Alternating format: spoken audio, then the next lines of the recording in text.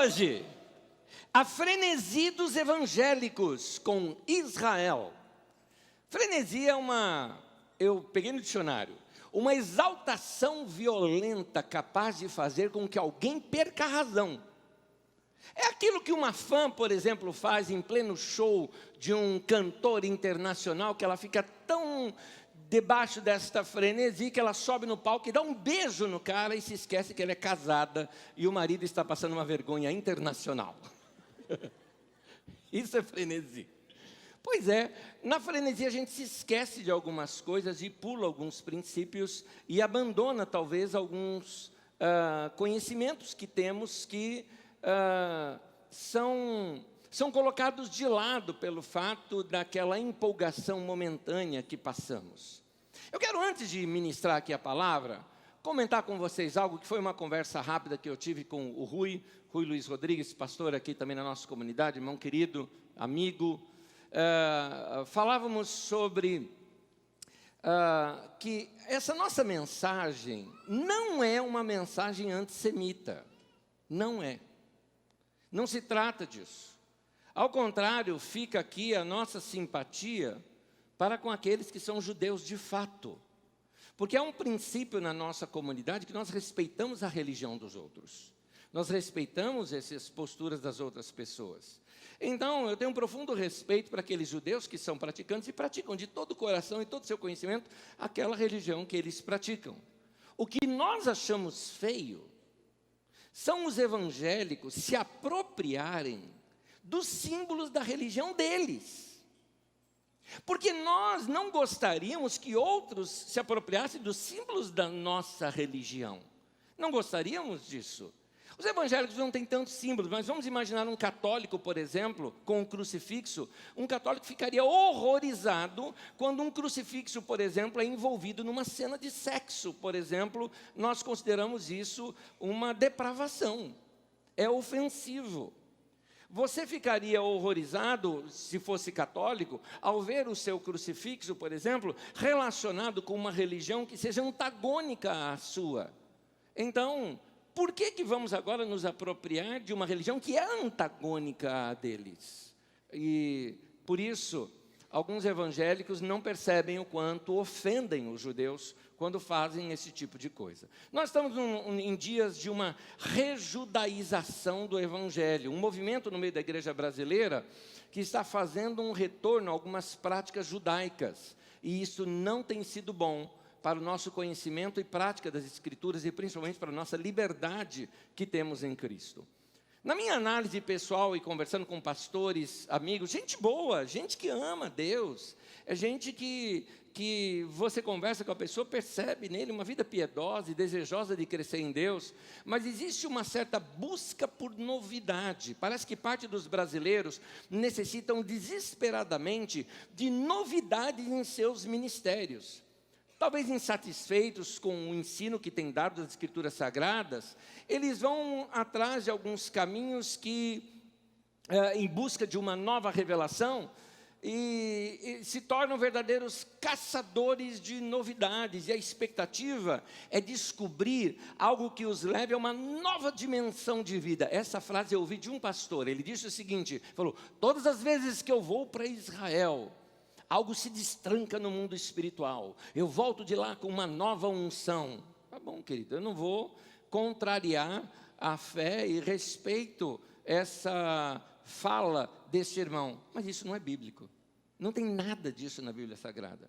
Nenhum momento da Bíblia Sagrada mostra os irmãos indo se recarregar em Jerusalém para depois voltar para a Grécia, Turquia e tantos outros lugares onde o Evangelho estava expandindo naqueles dias.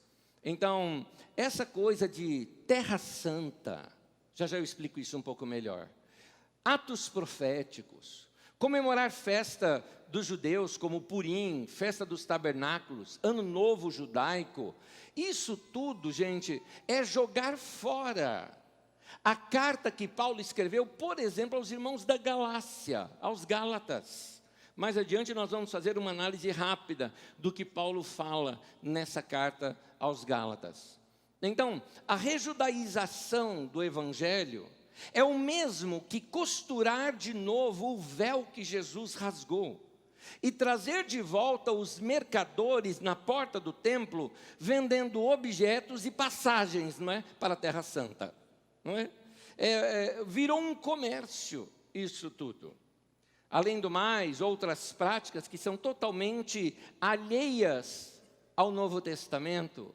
Você nunca viu Jesus praticando isso, você não vê os apóstolos praticando isso, você não vê Paulo ensinando isso nas igrejas em que ele deu início, como, por exemplo, o uso do shofar. Shofar é um berrante, é um instrumento que é feito de chifre de animal, e que quando se assopra aquilo tem um som naquele lá, não é um instrumento musical praticamente dito, porque não dá para você fazer notas ali. No entanto, o uso do shofar, hoje nas igrejas evangélicas, há um misticismo por detrás. A pessoa acredita que quando tocarem o shofar, vai liberar uma nova unção, invocar a presença divina, os céus vão se abrir e algo do Espírito Santo vai descer sobre a igreja. Embora isso pareça ser muito legal, não tem base bíblica. O caso é isso, a gente acha legal essas coisas, mas não tem base bíblica. Por que é que vamos praticar alguma coisa que não está nas Escrituras Sagradas? Hoje já está virando moda até evangélico guardar o sábado. E guardar o sábado, querido, se você já estudou conosco aqui o Antigo Testamento, que nós já ensinamos aqui na nossa comunidade sobre isso, mas o sábado nas Escrituras era uma lei trabalhista. O povo sai de um momento de escravidão lá no Egito, vão para a Terra Prometida, então vem a lei, para que eles não repitam a escravidão na Terra Prometida. Então todo mundo tem direito de descansar, todo mundo precisa descansar. Inclusive isso é colocado como um mandamento, porque Deus sabe que a carcaça aqui não aguenta 7 dias na semana. Então nós precisamos disso, serve para nós até hoje. Nós temos que ter um dia de descanso. É isso que o sábado mostra. Nós vemos hoje na igreja evangélica algumas coisas como observar as festas judaicas, e a moda recente é usar o kippá ou talit. Kippá é aquele gorrinho que se usa aqui na cabeça, o talit, um manto que fica geralmente aqui sobre os ombros e pendurado, seria chamado manto de oração também. Mas estes são vestimentas que os judeus praticantes usam para ir na sinagoga. Cristão não precisa usar isso. Talvez você ache até estranho se você frequentar um desses lugares e chega aqui e pergunta, ué, cadê a barba do pastor? Porque agora tem que usar aquela barbona, não é? Seria a última barbona daquela, principalmente em época de Natal, a gente tinge de branco e vira Papai Noel, não é? Mas hoje em dia o pastor prega com kippá. Você vai ver símbolos judaicos como candelabro ou castiçal. Você vai ver atrás do púlpito uma bandeira de Israel, por exemplo, uma bandeira do Estado atual de Israel. Não é? Então, estas coisas, por que não usamos? A rejudaização do Evangelho, é isso que nós estamos explicando, ela tem um lado que é comercial e outro lado que é teológico. O lado comercial é o que você nota nessas viagens que são feitas para Israel. A propósito, queria que você soubesse que Israel não é nem um pouco simpático com o cristão. Cristão é gente de segunda categoria no Estado de Israel. Mas você é muito bem-vindo lá se você for lá para gastar o seu dinheiro. Ou seja, o turismo é o que faz os cristãos serem aceitos ali. Então, muitas pessoas falam de viagens para Israel, o que eu acho legal. Se você pode, faça. Deve ser muito gostoso você ir em alguns lugares bíblicos, e espero que você vá nos corretos, porque geralmente o turismo te leva em tantos... Tem uns 3 ou 4 túmulos de Jesus lá, entendeu? Você vai encontrar vários montes Sinais. Tem gente que fala, eu subi no Sinai. Aí eu estudo, eu falo, o Sinai não era ali. Então, muitas coisas acontecem nesses lugares, porque é turismo, as pessoas gostam de vender as coisas e enganar os turistas. Mas podendo passear, passeie. Só que eu te dou uma segunda sugestão tão neotestamentária quanto essa. Ao invés de você andar nas páginas de Mateus, Marcos, Lucas e João, eu recomendo você andar nas páginas de Atos dos Apóstolos, quando você vai ver Paulo andando, por exemplo, nas costas ali da Turquia e Grécia, que entre as duas existe um lugar chamado Ilhas Gregas. Eu quero fazer essa viagem de Paulo. Eu quero fazer principalmente aquela viagem de Paulo, que quando Paulo passou por Filipos, passou por Tessalônica e Bereia, ele foi perseguido, os discípulos o levaram até o porto e retornaram para Tessalônica. E Paulo viajou sozinho para Atenas. Pega no mapa e dá uma olhadinha, o porto ali, por onde que Paulo passou. Meu Deus do céu, eu quero ir lá um dia. Tenho certeza que eu vou voltar com uma nova unção, irmãos.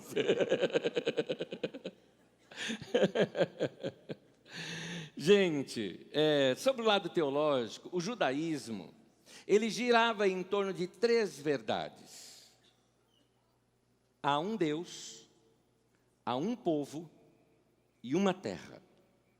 No cristianismo, nós temos sim um Deus que se revelou em Jesus Cristo, a sua palavra final. O texto de Hebreus começa mostrando isso. Há um povo, mas esse povo não é mais como uma etnia, não é um privilégio de alguém que nasceu num lugar.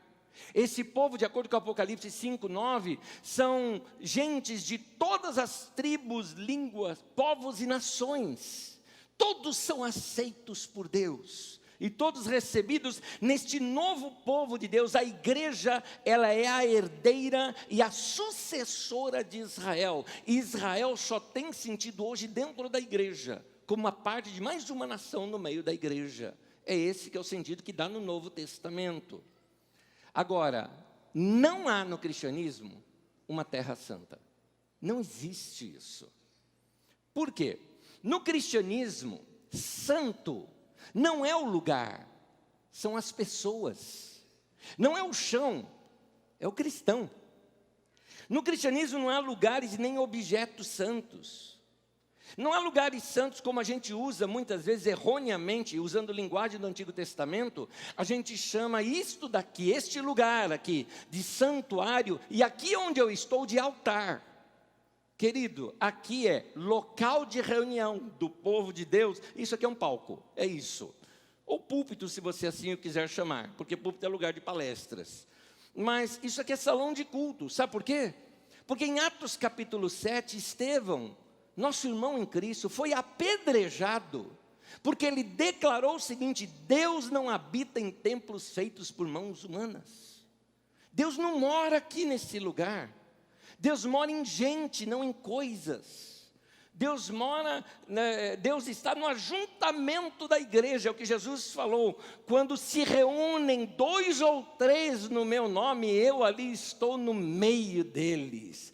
Reunião desse povo, congregação desse povo, assembleia desse povo. Essa palavra na língua grega chama-se eclésia. E sabe o que é isso? Igreja.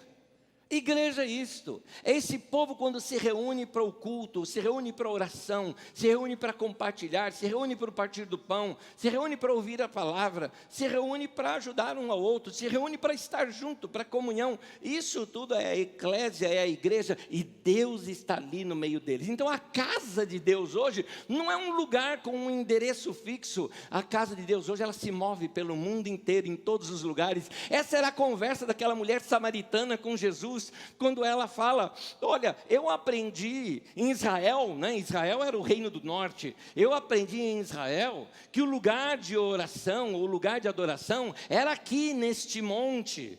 Agora, Israel do sul, que seria Judá, então no reino do sul, vocês dizem que é lá em Jerusalém. E ela está falando: onde que é o lugar então onde a gente deve adorar a Deus? E Jesus responde o quê? João capítulo 4, ele fala: mulher, vai vir o tempo, e já chegou, que os verdadeiros adoradores adorarão o Pai em espírito e em verdade. Gente, Deus está solto. Deus não está preso a um templo, a um lugar. Deus pode ser achado, encontrado em todos os lugares do mundo, em qualquer lugar onde você o buscar. Ele está perto, como diz o Salmo, de todos os que o invocam em verdade. Esse é o nosso Deus. O eterno não mora em prédios, ele mora em pessoas. E tem mais: Deus não está mais perto de alguém que foi lá em Jerusalém, porque tem gente que fala assim, eu quero estar perto de Deus, né? Então, Deus não está mais perto de alguém que está lá em Jerusalém do que alguém que está na floresta amazônica, ou num condomínio chique, ou numa favela, ou num cortiço de uma grande cidade. Não importa onde, Deus está presente. É isso, Ele é o mesmo em todo lugar. Ele pode ser encontrado em todo lugar. É isso. Graças a Deus que Ele fez isso conosco. A propaganda gera uma teologia defeituosa. Alguns erros são praticados por causa da propaganda. As pessoas vão em Israel, por exemplo, para se batizar nas águas onde Jesus se batizou. Gente, o batismo é único. Ele é singular. Ele não tem repetição, não existe rebatismo. Ele segue a conversão e mostra o engajamento da pessoa no propósito de Deus. Tem mais. Aquele Jordão, onde Jesus foi batizado, só você pensar, as águas são outras. Concorda comigo? Já evaporou, já foi embora. Mas como nós sabemos que são átomos, aqueles átomos de hidrogênio e oxigênio, que Jesus, que banhou o corpo de Jesus, podem estar agora em alguma nuvem por aí, ou até no nosso Tietê, não é? Ou na água que você está bebendo aí agora. Olha só, ele pode estar aí, essas moléculas. Elas se renovam em todos os lugares, elas se espalham. Então, querido, se você vai lá para se batizar, para dizer, estou me batizando no lugar onde Jesus se batizou, não é uma identificação de Jesus, é um mero sentimentalismo. Então, é lamentável que alguns pastores batizem gente já batizada no Jordão. Sabe como chama isso? Isso é vulgarização do batismo. Duas coisas Jesus tratou de maneira muito santa, batismo e ceia.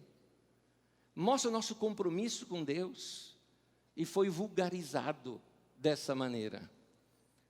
Anésio, mas eu já passei por um ritual de batismo e eu percebo que eu não fui batizado. Sim, tem gente que só tomou banho ou só jogou água na cabeça.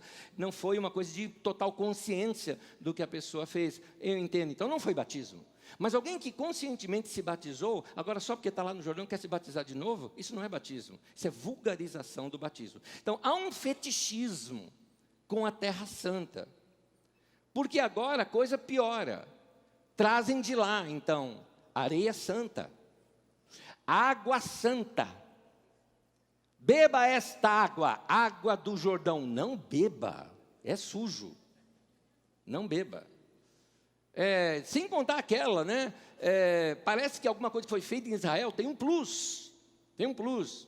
Por exemplo, tem uma coisa assim sobre óleo trazido de Israel. Então, é óleo ungido. Eu não entendo essa expressão, óleo ungido. Eu sei que óleo para ungir, mas óleo ungido, o que você foi? Você ungiu o óleo, né? Você jogou óleo no óleo. Então, que ungiu é jogar óleo, né? Untar, né? Então, você traz, então, lá, óleo dos Montes das Oliveiras. Então, ele vai ter uma unção diferente, né? Sobre você, vai ter um toque diferente. Eu não sei porque esse fetichismo todo. Tem até pessoas que acham que ele é um crente plus, porque é o seguinte, ele chega assim para você e fala, você foi batizado? Fui. Aonde? Ali, lá no Brasil. Que lugar? Você não vai conhecer divisa de Osasco com Carapicuíba. E você? Eu fui batizado no Jordão, em Israel. Parece assim, ovelha de uma categoria melhor, né? Tem uma lãzinha mais bonita, essa ovelha. Porque, aonde é que está isso na Bíblia, gente? Não existe isso na Bíblia Sagrada. Essas coisas são coisas humanas e com segundos interesses por detrás. Então, lembra bem disso. No cristianismo, as pessoas são santas, coisas não. Portanto, não existe terra santa, areia santa, água santa, sal santo, folha de oliveira santa. Não existe isso. E a rejudaização, ela caminha paralelamente com a superstição e às vezes até com a feitiçaria. Porque a feitiçaria, ela dá poderes a objetos. Aqui temos um pedaço da cruz de Cristo. Meu Deus do céu. É uma das maiores mentiras que eu já ouvi. Então, e como se isso tivesse algum poder. Então, como diz a letra de um irmão, um poeta cantor e profeta, eu gosto de chamá-lo assim, João Alexandre, ele diz assim: reconstruindo o que Jesus derrubou, recosturando o véu que a cruz já rasgou, ressuscitando a lei e pisando na graça, nesses lugares é proibido pensar. Essa é o nome da música, É Proibido Pensar. Recomendo você procurá-la e ouvi-la ao longo da semana e curtir esse profeta cantando para nós. A igreja é a nação santa de Deus e não Israel. A igreja. Eu não estou inventando isso e nem sendo antissemita dizendo isso. Eu estou sendo cristão. E estou fundamentado na doutrina dos apóstolos. Pedro, apóstolo, é quem ensina isso. E ele escreve para um povo que não era judeu, um povo que se converteu através do ministério de Paulo. Pedro escreve para esse povo, dizendo assim, 1 Pedro 2, versículo 9, diz assim: vocês, e aí é nós também, não é? Somos nós, assim.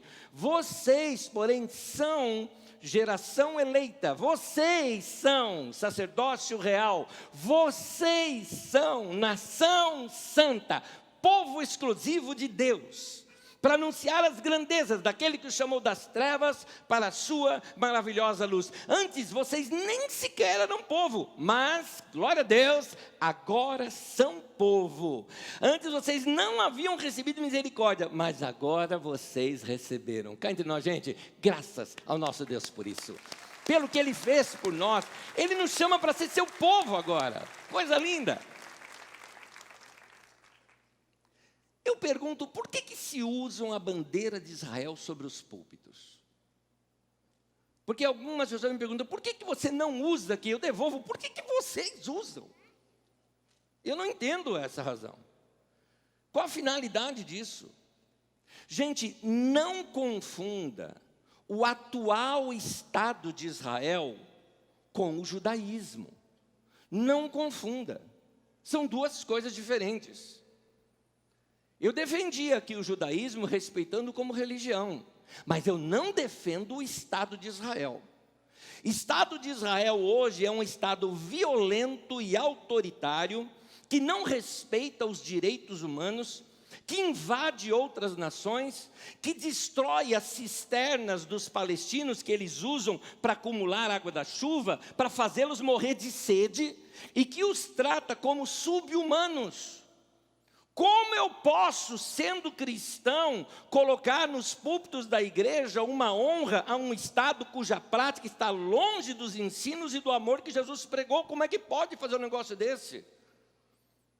Como se sentiria um palestino? Nós temos palestinos em São Paulo, tem comunidades palestinas em São Paulo. Como nós receberíamos um palestino dentro de uma igreja com a bandeira de Israel ali, sabendo eles, por exemplo, são esses aí que mataram os meus avós, são esses aí que me fizeram, aliás, eu sou estrangeiro aqui por causa disso, porque eu fugi da minha terra, porque eu não tenho condições de prosperar naquela terra, por causa desse país que massacra a gente. Como é que ele se sentiria? Se sentiria como se sentiria, por exemplo, alguns povos, como foram os judeus, ou como foram os comunistas, aí já tem a área política no meio, ou como se fossem pessoas de outras nações que foram também perseguidas, e que chegassem, por exemplo, na igreja e encontrassem uma bandeira do nazismo. Ou nos tempos de massacre que houve dentro da União Soviética, a gente carregar aqui uma bandeira da República, União das Repúblicas Socialistas Soviéticas, quando eles estavam massacrando alguns povos. Como é que eles se sentiriam ao ver isso? É assim que se sente um palestino hoje, ao entrar em algumas igrejas cristãs. Não se sentem bem-vindos. E se sente a igreja cristã defendendo os ricos. É isso que se sente. Então, Israel hoje é um país onde cristão é cidadão de segunda classe. Aliás, só é bem-vindo lá por causa do dinheiro do turismo cristão que fazem naquele lugar. E por último, a tal estrela de Davi, que nunca foi estrela de Davi na vida, você não tem uma prova arqueológica disso. Você tem coisas simplesmente mais recentes. Aquele símbolo, na verdade, era um símbolo pagão, que por volta do século XII, um próprio líder judaico o aceitou como um símbolo místico, como um amuleto, algo mais ou menos cabalístico, era assim que era usado. Mas em 1354, o rei Carlos IV, ele concedeu um privilégio à comunidade judaica de Praga, de ter a sua própria bandeira, e eles escolheram esse símbolo para colocar no meio da sua bandeira para representar aquele povo. Só que ele era vermelho naquele tempo. Hoje, eles têm a cor azul. Mas isso não significa nada para nós. Então, Anésio, por que então que você não tem uma bandeira de Israel na sua igreja? Eu teria, se eu tivesse também uma da Bolívia, da Colômbia, da Venezuela, da Argentina, ou até da Argentina eu colocaria. Não é? Brincadeira, os argentinos, por favor, coisa de brasileiro. Não é? Colocaria de tudo. Mas minha conclusão é, a igreja precisa amadurecer. É muito criança. Vem uma novidade e vão atrás. Não pesquisam, não confrontam, não checam com as Escrituras Sagradas. Efésios capítulo 4 diz assim: até que todos cheguemos à maturidade, e não sejamos mais como crianças, levados ao redor por todo o vento de doutrina. Vamos ver o que a Bíblia diz? Como eu tenho feito nos cultos, o que dizem as Escrituras? Eu vou começar lendo com vocês um texto que Paulo escreve a uma região mais ou menos ao nordeste da Turquia. Quando Paulo passou por ali, evangelizou aquela região, a região da Galácia. O que aconteceu naquele lugar? Vamos voltar no tempo. Vocês se lembram quando Jesus ministrava e tinha um grupo que você vê bastante nos evangelhos, chamado os fariseus? Os fariseus, mestres da lei, que se opunham bastante a Jesus e perseguiam bastante a Jesus. Pois bem, quando surge a igreja, muitos desses fariseus se converteram. Continuaram com suas práticas judaicas, que, aliás, a igreja chegou numa conclusão em Atos 15, reuniu toda a igreja, a liderança da igreja, os apóstolos se reuniram, estes fariseus estavam juntos nessa reunião, e a conclusão que a igreja chegou foi o seguinte: quem já é judeu e tem a prática judaica e se converteu, pode continuar se quiser com a prática, não tem nenhum problema, porque faz parte da sua cultura. Mas quem se converteu em outras nações e que não era judeu, não precisa dessas práticas. Uma delas é da circuncisão. A circuncisão era a prática fundamental que decretava alguém judeu. Isso foi alguma coisa muito mais fundamentada na época do exílio, mas essa prática já é muito antiga. A circuncisão geralmente era feita num bebê, cortando uma pelinha no pipizinho do bebê, para mostrar que aquilo derramaria uma gotinha de sangue no órgão reprodutor de vida. É um símbolo muito lindo, querendo dizer, eu tenho uma aliança de sangue com Deus e toda a minha descendência também vai ter por causa desta aliança que eu estou fazendo com Deus. Lindo de se falar isso. Mas nós cristãos não precisamos desse símbolo para ter o mesmo resultado. Não precisamos disso. Então, Paulo mesmo chegou para o carcereiro de Filipos e falou: crê no Senhor Jesus e será salvo tu e tua casa.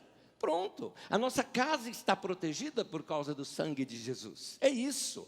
Então, Paulo mostra agora uma questão de fé. Nós não precisamos de obras da carne, obras de mãos humanas. Essas coisas não têm valor diante de Deus. Eram símbolos do passado, eram figuras no passado, ou como diz o texto de Hebreus, eram sombras de uma realidade que estaria para vir. Acontece que alguns fariseus, isso antes daquele concílio de Jerusalém que eu lhes contei, foram até a Galácia e começaram a dizer para aqueles irmãos: olha, se vocês não se circuncidarem, vocês não têm parte no Evangelho. E então esses irmãos ficaram assim: puxa, então para ter uma aliança com Deus eu tenho que me circuncidar? Então eu vou me circuncidar. Paulo então manda uma carta lá para eles, explicando como é que vocês estão voltando no tempo e aceitando um outro jugo. Me permita falar com vocês o que significa essa palavra jugo. Para nós talvez ela perdeu um pouquinho o sentido, mas o jugo significava quando alguém se submetia a um ensino de um mestre. Primeiro te explicando o objeto. O objeto jugo era uma canga, alguma coisa que era colocada aqui no pescoço de um boi e no outro boi, para que os dois bois andassem juntos para puxar um arado. Normalmente se colocava sobre um boi mais velho, que ia ensinar o boi mais novo como trabalhar ali naquele arado, naquela chamada junta de bois. Ok. Esse mesmo nome era usado quando, por exemplo, você se submetia a seguir um intérprete da lei. Os mestres, os rabinos, eles não modificavam a lei, eles interpretavam a lei. O que significa guardar o sábado? Um rabino poderia dizer, significa que você não pode andar no dia. Tá bom, então tem que ficar na cama o dia inteiro. Tá bom. Outro rabino diria, não, você pode andar, tudo mais, só não pode fazer trabalho muito pesado. Então tá bom. Então, sob qual jugo você está? E Jesus, por exemplo, chega e diz assim, vocês que estão cansados e sobrecarregados, com esse jugo pesado da religião de vocês, Jesus está dizendo, venham a mim, tomem sobre vocês o meu jugo é suave, né? Meu manto é leve, meu jugo é suave, meu manto é leve. Ele falou, é fácil andar comigo. Jesus falou o seguinte, eu vim para vocês terem vida, e uma vida abundante. Não essa coisa pesada, cheia de não pode, não dá, não faça, não consiga, não faça nada, cheia de regrinhas de não farás. Jesus falou, eu não vim trazer isso para vocês, eu vim trazer liberdade para vocês. Tanto que Jesus é quem ensina, olha os lírios do campo, olha as aves do céu. Jesus ensina a gente a viver a vida que Deus nos deu. E Ele fala, eu quero que vocês vivam essa vida abundante. Por isso Jesus fala, tome o meu jugo. Então, isso estava claro da mente dos discípulos. Nós estamos na liberdade que Jesus nos deu para viver uma vida gostosa. Então, Paulo escreve para esses Gálatas que estavam voltando atrás e começando a praticar essas práticas judaicas e se afastando dessa liberdade de Cristo. Vamos ler os textos? Gálatas capítulo 5, de 1 a 4, diz assim, foi para a liberdade que Cristo nos libertou. Portanto, permaneçam firmes e não se deixem submeter novamente a um jugo de escravidão. Ouçam bem o que eu, Paulo, lhes digo. Caso se deixem circuncidar, Cristo de nada lhes servirá. De novo declaro a todo homem que se deixa circuncidar, que você está obrigado a cumprir toda a lei. Vocês que procuram ser justificados pela lei, separaram-se de Cristo, caíram da graça. O que Paulo está dizendo aqui é o seguinte, vocês querem circuncidar? Então pratica toda a lei, porque se é para ser judeu, seja um judeu de verdade. Vai lá e pratica radicalmente a lei. Só que você se separou de Cristo, caiu da graça, voltou atrás, você está lá no judaísmo. É isso que Paulo está dizendo. Em Efésios capítulo 2, Paulo está explicando para aquele povo, aqui nós já estamos lá na região leste da Turquia, que era mais povoada por gregos daquele tempo, pelos jônicos, antigos jônicos. Então, nessa região, Paulo ensina o evangelho ali para eles, só que Paulo quer mostrar para eles uma coisa. Paulo era judeu. Aliás, Paulo era fariseu. E ele está dizendo, eu fui criado no judaísmo, eu fui criado no farisaísmo, eu fui radical em tudo que eu pratiquei, mas eu estou abandonando tudo isso por causa de Cristo. Eu tenho a liberdade em Cristo agora. E tem mais, antigamente eu era do povo escolhido, agora não. Eu entendo que eu entrei para o povo escolhido agora. E vocês também entraram. Então, dos dois povos, judeus e gentios, gentio é quem não é judeu, judeus e gentios, Deus está fazendo agora um novo povo, uma nova nação, espalhada em toda a terra. É uma nação que são sacerdotes de Deus e representantes de Deus em toda a terra. É isso que Paulo estava querendo mostrar. Texto longo, acompanha comigo, Efésios capítulo 2, de 11 a 22, diz assim. Portanto, lembrem-se de que anteriormente vocês eram gentios, ou seja, não judeus, ou fora das alianças, né? Por nascimento, chamados incircuncisão, pelos que se chamam circuncisão, feita no corpo por mãos humanas. E que naquela época vocês estavam sem Cristo, separados da comunidade de Israel, sendo estrangeiros quanto às alianças da promessa, sem esperança, sem Deus no mundo. Mas agora, eu gosto quando a Bíblia coloca esses mas agora, em Cristo Jesus, vocês que antes estavam longe, foram aproximados mediante o sangue de Cristo, porque Ele é a nossa paz, o qual de ambos fez um, destruiu a barreira, o muro de inimizade, anulando em seu corpo a lei dos mandamentos expressos em ordenanças. Vou repetir essa frase, anulando em seu corpo anulando em seu corpo a lei dos mandamentos expressas em ordenanças. Mas por que você não segue algumas coisas do Antigo Testamento? Porque Jesus já anulou isso no corpo dele. Eu não tenho problema nenhum em comer carne de porco, não gosto, mas é mais por gosto, mas eu não tenho nenhum problema de consciência, uma picanha mal passada, nenhum problema eu tenho com isso, porque eu entendi que eu estando em Cristo, eu não tenho essas proibições que foram dadas ali para aquele povo. Eu não tenho nenhum problema de fazer alguma coisa, de fazer uma visita, e fazer um bom passeio no sábado.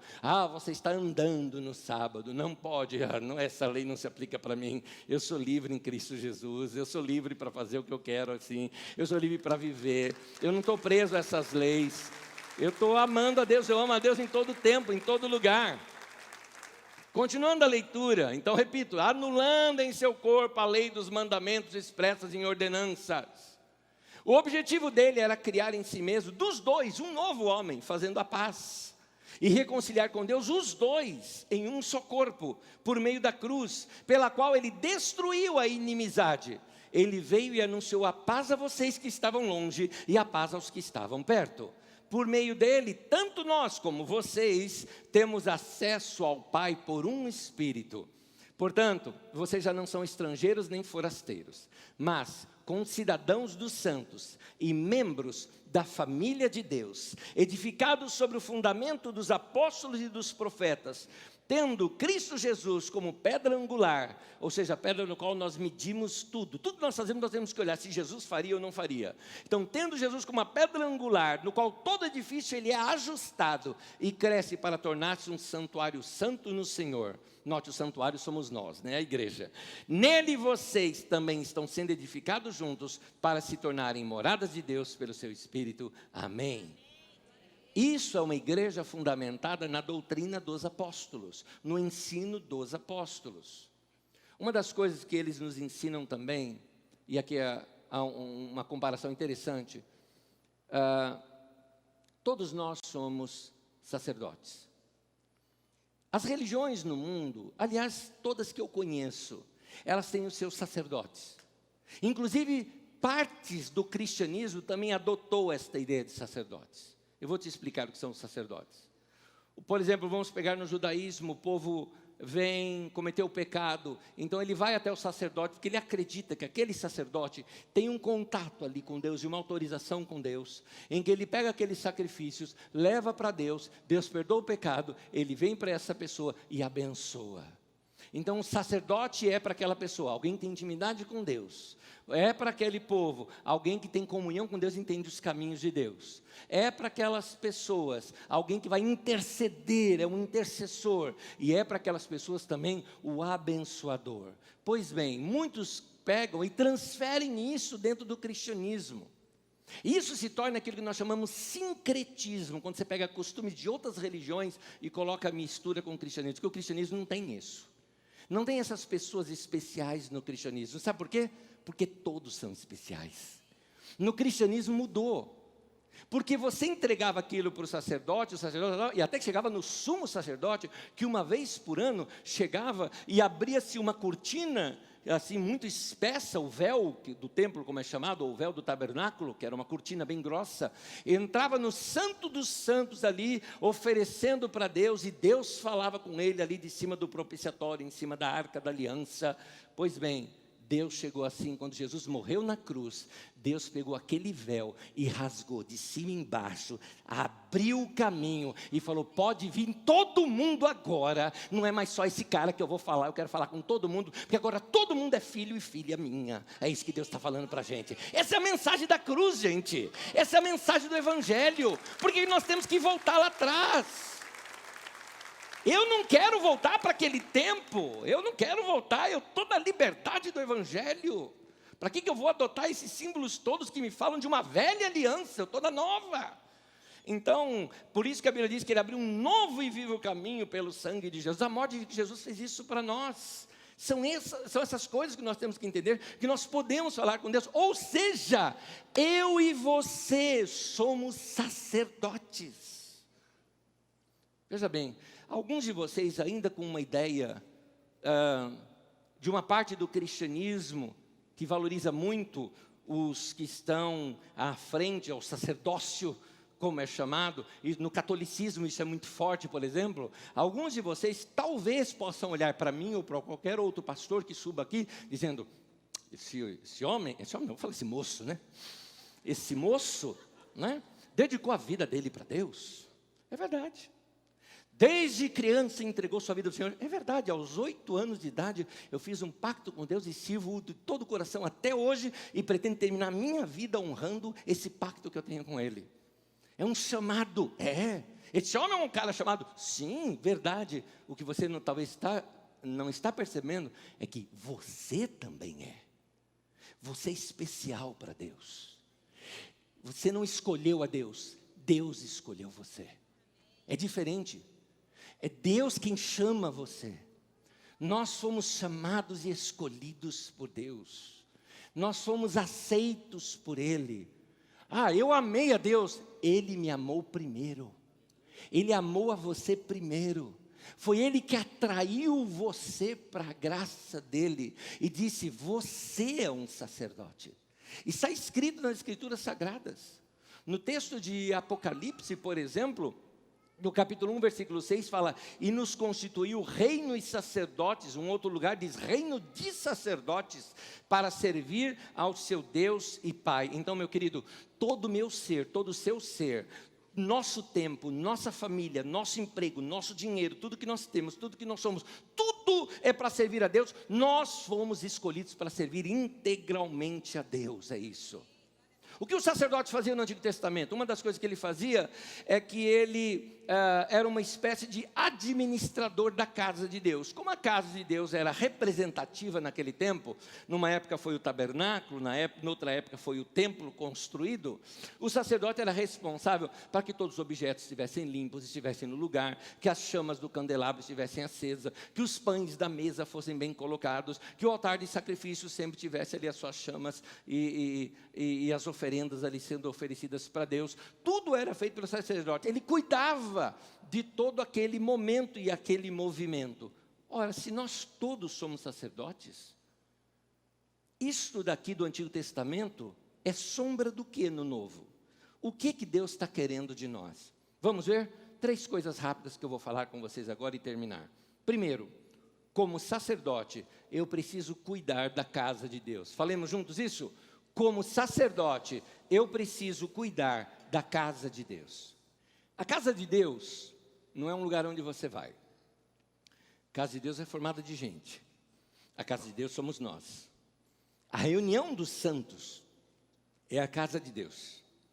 1 Coríntios 3,16 diz, vocês não sabem que são, note que está no plural, vocês são o santuário de Deus, e que o Espírito Santo habita em vocês. Ou Hebreus 3,6 que diz assim, mas Cristo é fiel como um filho sobre a casa de Deus, e esta casa somos nós.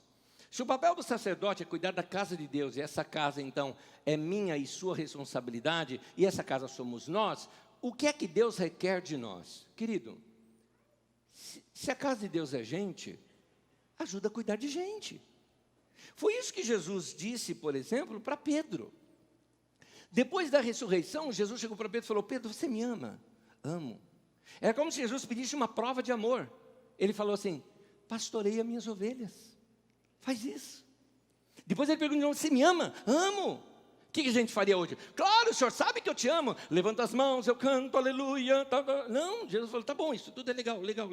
Mas não é isso que eu estou pedindo. Eu estou pedindo para você, cuida daquele irmãozinho que você sentou do lado dele hoje no culto, percebeu que ele não está legal.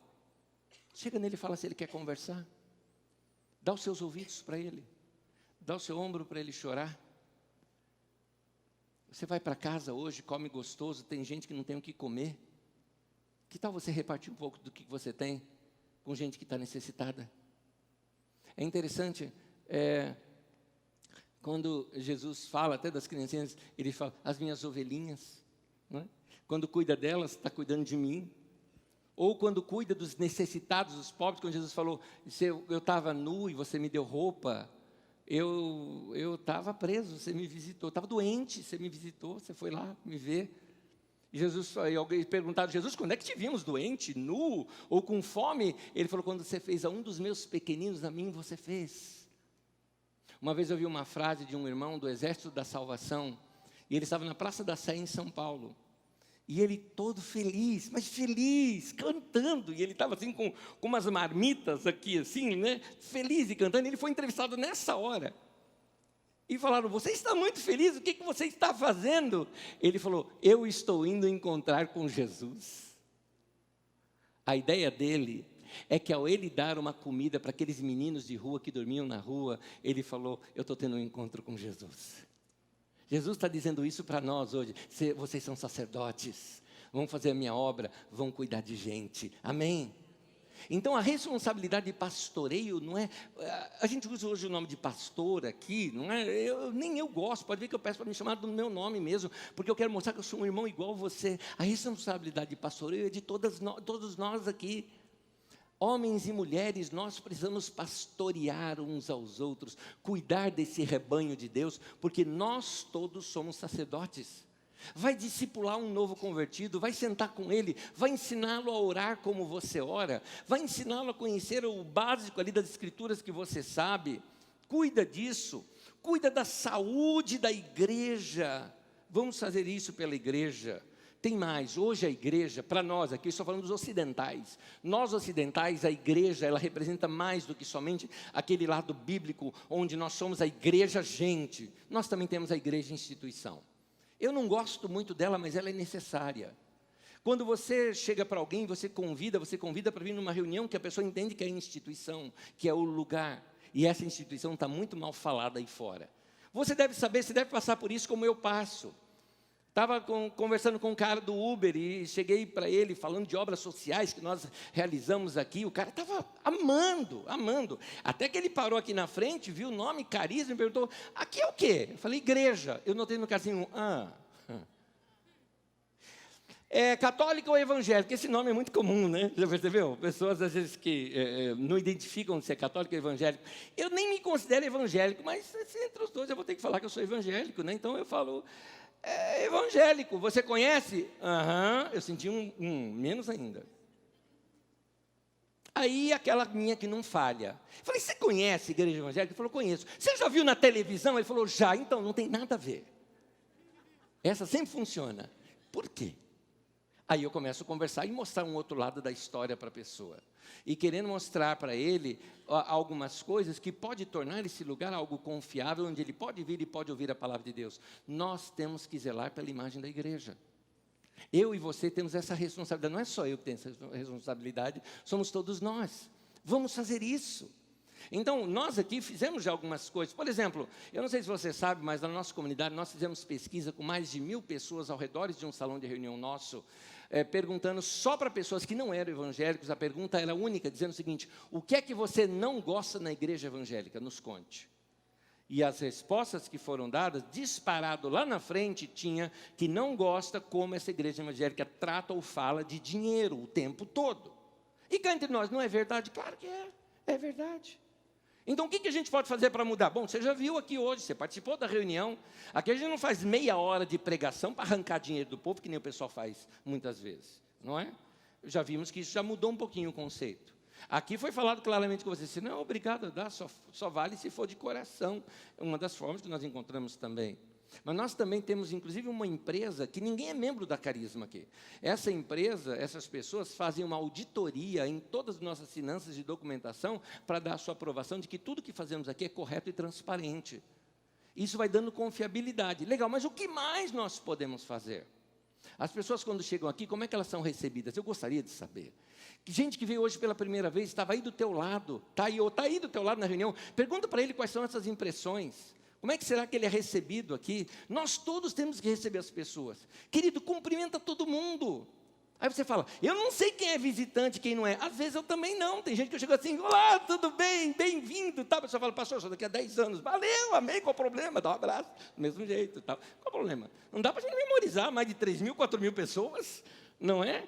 Então, você quer ver a pior pergunta que você pode fazer para mim? É aquela assim, você me cumprimenta na rua, num shopping, em algum lugar. Oi, você lembra de mim? Você esqueceu que meu nome é quase amnésio. Entendeu? É difícil. Mas, gente, simpatia para todos, sorriso para todos, cuidar do lugar. Aliás, eu costumo dizer o seguinte, alguém fala, aqui é a casa de Deus. Não, não, não, aqui é nossa casa. Deus habita na gente. Esse lugar é minha casa. Aqui eu cuido como eu cuido da minha casa. E na minha casa eu gosto de coisa limpa. Você também deve gostar da sua. Então, vamos tornar esse lugar limpo. Aliás, abrindo um parêntese aqui, vamos juntar todo mundo aqui para sempre ter para nós estabelecermos nesse lugar uma nova cultura de comportamento aqui dentro, comportamento de limpeza. Vamos ser assim? Os brasileiros ficam abismados quando chegam no Japão, vão no estádio de futebol e veem que termina o jogo e está tudo limpinho. E na rua, não tem uma sujeira na rua. Ah, mas lá é japonês, né? Ué, mas a gente não pode ser diferente aqui dentro? Pelo menos aqui dentro a gente não pode ser diferente. Uma vez o CEO da Disney estava dando uma palestra, quando falaram assim para ele, falaram, escuta, quantas pessoas de limpeza vocês têm nos parques? Porque quem já foi no parque da Disney sabe o que eu estou falando, o lugar é tão limpo, que você não acredita o tanto de gente que tem lá. E um detalhe, aquele tanto de brasileiro que tem lá e o lugar está limpo, não é? Como é que consegue? Pois é, ele falou, nós temos 42 ou 44, não lembro, 42 mil pessoas. 42 mil pessoas como limpeza? Aí ele explicou, 42 mil pessoas são todos os funcionários da Disney no mundo inteiro. E ele falou, todos, desde o diretor, do presidente, até qualquer outra pessoa de serviço, todos cuidam da limpeza do lugar. É assim que a gente tem que ser também, limpos. Por quê? Porque nós temos uma nova cultura. Nós temos um novo jeito de ser. Isso deve influenciar até dentro de casa, esse jeito de ser. Muita gente não se aproxima da igreja, sabe por quê? Porque conheceu um crente chato no seu serviço. Então eu falo, ficar crente igual aquele outro, mas nem quero saber. Vamos lá na igreja, tem um monte de irmãos, a pessoa, o cara vem, está aí esse crente na porta recebendo. Meu Deus do céu. Então, a imagem da igreja é essa impressão que fica para o pessoal de fora. Então, vamos tornar isso melhor. Somos convocados a gente viver lá fora um cristianismo autêntico que honre a Deus. Nós somos todos representantes do reino de Deus. Nós somos a cara da igreja. Paulo fala que nós somos a Bíblia que as pessoas leem. Então, nós somos a carta lida por todos os homens. Nós somos a Bíblia que as pessoas leem. E elas leem isso no nosso dia a dia, no nosso trabalho. Então, o conselho que fica é, você não é sacerdote? Viva de acordo com a vocação que você foi chamado. Efésios 4, versículo 1. Vivam de maneira digna da vocação que vocês receberam. Amém, queridos? Segundo, como sacerdote, eu preciso cuidar do meu corpo. Vamos falar juntos isso? Como sacerdote, eu preciso cuidar do meu corpo. Eu estou falando de físico, de saúde mesmo. É verdade, cuida. 1 Coríntios 6,19. Acaso não sabem que o corpo de vocês é santuário do Espírito Santo que habita em vocês? Faltou a minha interrogação ali. Vocês não sabem disso? Querido, cuida do teu corpo. Não joga qualquer lixo lá dentro, não. Cuida do teu corpo. Você é um sacerdote, você tem que viver para Deus. E viver da melhor maneira possível o tempo todo para Deus. É isso, você foi chamado para viver assim. Tem uma coisa que eu queria corrigir aqui. Tem muitas pessoas que quando você está no funeral, alguém morreu e a gente tem essa frase. Chegou o tempo, né? Deus levou, todo mundo tem um tempo certo, né? Quando chega esse tempo, não tem como fugir. Gente, essa ideia é a ideia do gibi da Mônica, quando chega a morte, assim, sabe? E chegou o teu tempo. Não é bíblico isso. Não nesse sentido. No sentido de Deus saber, você está falando de onisciência. O que eu quero te dizer é o seguinte, o indivíduo pega, enche o corpo dele, assim, estraga o fígado dele com todo quanto é tipo de bebida, estoura os pulmões dele com tudo quanto é tipo de fumo, enche as veias dele com todo tipo de droga, tem um piripaque do coração, morre e a gente fala, chegou o tempo, né? Deus levou. Deus está falando assim, não, eu não queria ser aqui não, indivíduo. É verdade, Deus tinha tanta coisa para fazer na vida desse indivíduo, Ele abreviou a vida. Meu irmão, minha irmã querida, não abrevie a sua vida vale muito para Deus. Por que você está vivo? Porque Deus ainda tem um projeto na tua vida. Alguns de vocês já passaram por situações terríveis, ou uma operação que complicou, ou quem sabe um acidente que talvez você pensou, agora eu vou. Aqueles momentos que você está num avião, começa a acontecer alguma coisa, você já escreve hashtag partiu, né? Você já sabe assim, estou indo, Deus, né? Você começa a pedir perdão de pecado, orar pela família. Eu já passei por isso. Eu sei o que eu estou falando, foi literal isso que aconteceu comigo, não é? Então, quando isso acontece, que você pensa, agora que eu vou. E aí Deus fala, não, você vai continuar vivo. Eu te pergunto, por quê? Por que Deus não te levou para o céu, já que o céu é um lindo lugar? Por que Ele não te levou? Porque Ele ainda tem um projeto para acontecer na tua vida, tem coisa para acontecer na tua vida. Você está vivo para a glória de Deus, meu irmão. Então vai viver para a glória de Deus. Você está enfrentando depressão, está enfrentando situações difíceis na sua vida, eu te entendo. Você está enfrentando de vez em quando pensamentos suicidas, eu te entendo. Mas, meu irmão, resista, fica vivo, tome posse daquilo que é de Jesus para você. Eu vim para você ter vida, e vida em abundância. Vai buscar ajuda de profissionais, vai buscar ajuda de amigos, vai abrir o coração, vai falar, pessoal, me ajuda, me levanta, não me deixa cair, eu tenho mais coisa para fazer. Não é medo de morrer, é vontade de viver. Vai viver, meu irmão, vai viver, meu irmão, vai viver, é para isso que você está aqui no mundo, vai viver. O céu a gente vai um dia, glória a Deus, eu vou para lá, e vai ser uma surpresa, mas eu não quero essa surpresa agora, vai chegar o dia. Por enquanto está bom aqui, está gostoso. Vai viver, Deus te fez para isso, amém? Então cuida do teu corpo, dorme direito, capricha no sono, tem os seus momentos certos para dormir, olha a alimentação, vai fazer uma caminhada.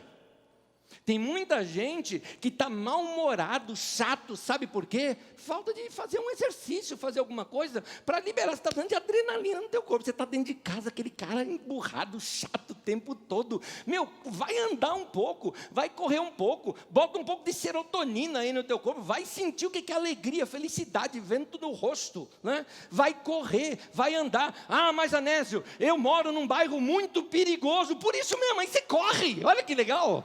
Não é? Aí você corre, dá para fazer tanta coisa. Ah, mas eu já estou numa época que não dá mais para correr, vai fazer caminhada. Ah, mas e a alimentação, como é que anda? Se anda maneirando ou você come qualquer porcaria? Está na hora de a gente cuidar do nosso corpo, porque nós temos uma história, nós temos um chamado. Nós somos sim pessoas especiais para Deus, nós somos. Então, tenha boa alimentação, cuide da sua saúde física. A sua saúde física, inclusive, vocês casados, saúde física implica diretamente na saúde sexual no casamento. Implica diretamente a isso. Então, ajuda um a cuidar do outro, que melhora bastante. Uma das coisas que acaba com aquela coisa de dor de cabeça. Acaba. Vai ser bom para vocês. Dê o melhor para o seu companheiro, para a sua companheira. Dê disposição gostosa, física, legal, sabe? Sorriso, abraço. Vai fazer isso. Terceiro e último, fala comigo. Como sacerdote, eu preciso cuidar do meu interior. Vamos lá? Como sacerdote, eu preciso cuidar do meu interior. Zelar e cuidar do nosso relacionamento com Deus, daquilo que acontece no nosso interior. O sacerdote, ele trazia consigo uma frase escrita aqui, bem na testa, assim, né? Tinha, santidade ao Senhor. Na Nova Versão Internacional é traduzido como consagrado ao Senhor. O que é isso? Separado para Deus. Eu vivo para Deus, é verdade. A minha mente é para Deus. Meus pensamentos são para Deus. Eu tenho uma marca na minha testa. Eu penso para Deus, eu vivo para Deus, eu quero servir a Deus para o resto da minha vida. Eu e você, porque somos sacerdotes. Amém? Pode ficar de pé comigo, nós vamos terminar. Eu vou terminar com uma frase. Eu sou alguém especial. Repete isso comigo. Eu sou alguém especial. A segunda frase, juntos. Eu sou separado para Deus. É isso. Esse é você. Esse é você. Deus escolheu você. Vai viver de modo digno de como você foi chamado. Amém? Levante suas mãos para Deus, vamos orar. Senhor, eu te agradeço por ter nos aceitado em Cristo Jesus. Obrigado por nossa salvação, obrigado pela redenção, obrigado pelo perdão dos nossos pecados, do novo e vivo caminho que podemos agora entrar além do véu e andar com o Senhor e cultuar ao Senhor e falar com o Senhor. Ao mesmo tempo viver uma vida aqui na terra, uma vida normal, gostosa, bonita, onde a gente vê os lírios, vê as aves do céu, vê pessoas, abraça a gente, convive com o dia a dia das pessoas. Ensina-nos a viver para a Tua glória, Senhor. É o que nós queremos, trabalhar para a Tua glória, viver para a Tua glória, comer e beber para a Tua glória, ter amigos para a Tua glória. Essa é a nossa vida toda para glorificar o Senhor. Recebe a nossa adoração e a nossa consagração aqui nessa noite, em nome de Jesus. Amém, amém e amém. Que Deus abençoe a tua vida, em nome de Jesus. Seja você um abençoado. A última coisa, ainda como parte aqui da mensagem, prática da mensagem. Última coisa, você é um sacerdote, certo? Dentro das religiões tradicionais, inclusive do cristianismo, é normal que o pastor, no final, porque ele é visto como sendo sacerdote, dê a bênção sobre o povo. Então ele, quem é das igrejas, quem foi criado em igrejas tradicionais como eu, impetrava-se, essa é a palavra, a bênção apostólica, não é? Muito bem, mas aqui todos nós somos sacerdotes, então eu estou convocando você nesse momento a abençoar quem está do teu lado. Você não vai só dar um abraço, alguma coisa, você vai abençoar a semana, a vida dessa pessoa, e essa pessoa vai sair daqui abençoada, porque você, sacerdote de Deus, representante de Deus, a abençoa. Abençoa teu irmão, abençoa tua irmã, vá em paz, Deus te abençoe, em nome de Jesus.